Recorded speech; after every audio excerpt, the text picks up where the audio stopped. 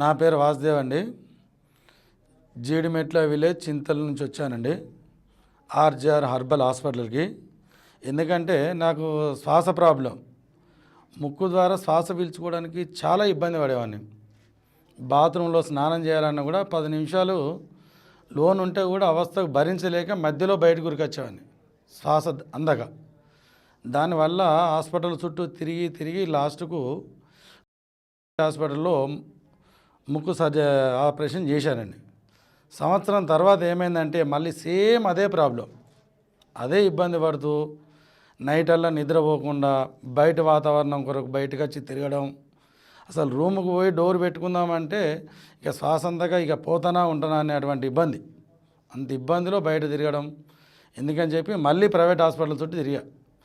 వాళ్ళు మళ్ళీ నో స్ప్రేలు, టాబ్లెట్స్ అని, సిటీ స్కాను, ఎండోస్కోపు ఇవన్నీ పరీక్షలు చేసి అర్జెంటుగా మీ ముక్కు శ్వాసనాళాలు మూసుకుపోయండి, ఇక డోర్ క్లోజ్ అయిపోయింది, అప్పటికప్పుడు ఆపరేషన్ చేయాలన్నారు.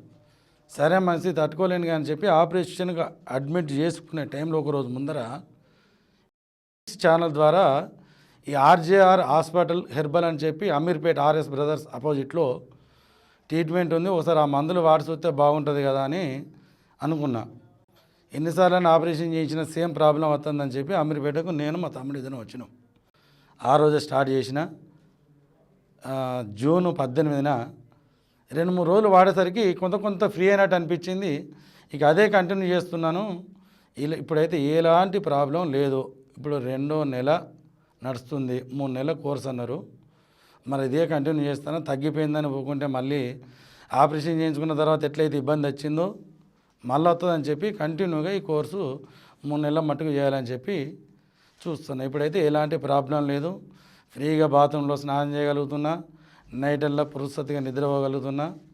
శ్వాస ప్రాబ్లం కానీ ముక్కు ప్రాబ్లం కానీ ఇప్పుడు ఎలాంటిది లేదు.